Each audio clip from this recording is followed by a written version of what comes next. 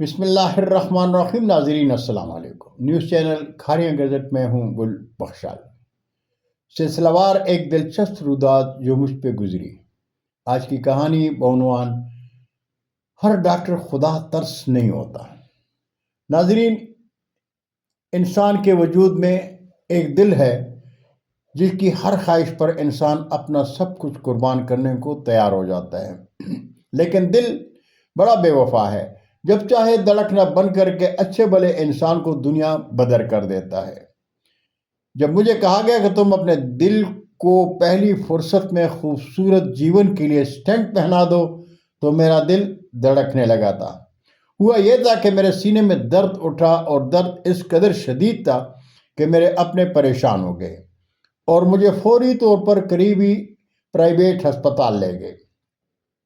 ہسپتال میں امراض دل کے ڈاکٹر میرے پیارے دوست نے مجھے بستر پر لٹھا دیا گیا. 2-3 نرسیں میرے گرد ہو گئیں.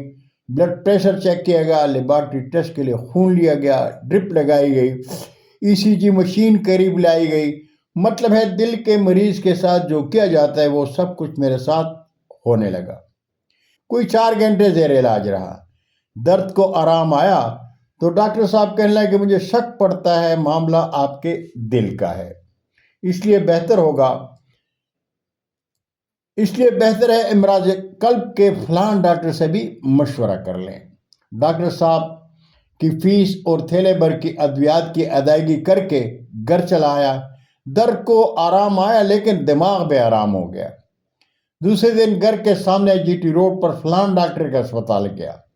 وہ بھی امراض قلب کا مشہور ڈاکٹر ہے.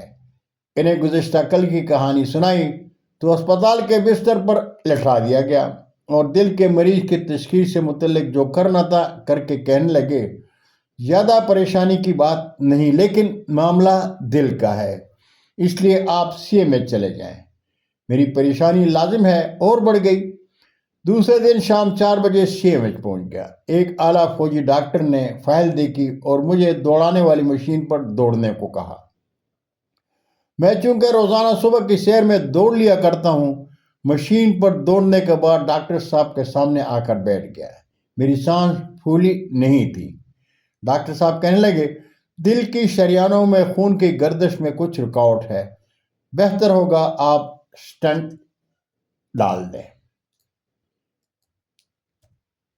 سٹنٹ ایک چھوٹی سی جالی نما ٹیوب ہے جو تنگ اور مسدود شریانوں میں ڈالی جاتی ہے، جو دل کے شریانوں کو کھلا رکھنے میں مددگار ہوتی ہے. 3 ڈاکٹروں کی تشخیص میں دل کا مریض ہو گیا. سٹنٹ ڈلوانے کے لیے پہلے دوست ڈاکٹر نے مشورہ دیتے ہوئے کہا کہ آپ سٹنٹ ڈلوانے کے لیے 2-3 لاکھ روپے ساتھ لے کر الشفا اسپتال اسلام آباد چلے جائیں. 2 دن بعد میں اپنوں کے ساتھ الشفا اسپتال اسلام آباد ایسی حالت میں چلا آیا جیسے مقتل جا رہا ہوں. دل کے امراض کے شعبے میں آیا تو ریسیپشن میں کاؤنٹر پر تشریف فرما اسسٹنٹ نے میری فائل دیکھ کر کہا آپ سٹنٹ شعبے میں جانے سے قبل امراض دل کے ڈاکٹر صاحب کو اپنی فائل دکھائیں تو بہتر ہے. تھوڑی ہی دیر بعد ڈاکٹر صاحب تشریف لائے جو کہ پختون تھے. ڈاکٹر صاحب کو صورتحال بتائی تو میری فائل ایک طرف رکھ کر کہنے لگے سگریٹ پیتے ہو؟ میں نے کہا نہیں. ایکسرسائز کرتے ہو؟ میں نے کہا روزانہ 1 گھنٹہ صبح کی سیر کرتا ہوں. سانس پھولتا ہے؟ میں نے کہا نہیں. سانس لینے میں کوئی تکلیف محسوس کرتے ہو؟ میں نے کہا نہیں. آپ کے خاندان میں کوئی دل کا مریض ہے؟ میرا جواب نہیں میں تھا. تو ڈاکٹر صاحب نے میرا بلڈ پریشر دیکھنے کے بعد کہا آپ کو دل کا کوئی عارضہ نہیں، مسئلہ آپ کے معدے میں ہے.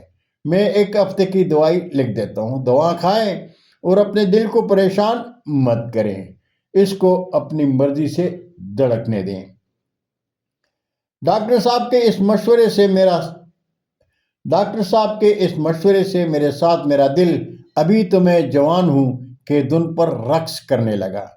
میں ڈاکٹر صاحب کا اور کاؤنٹر میں بیٹھے اسسٹنٹ کا شکریہ ادا کر کے کھاریاں ایسی خوشی میں آیا جیسے شادی کے بارات میں گیا تھا.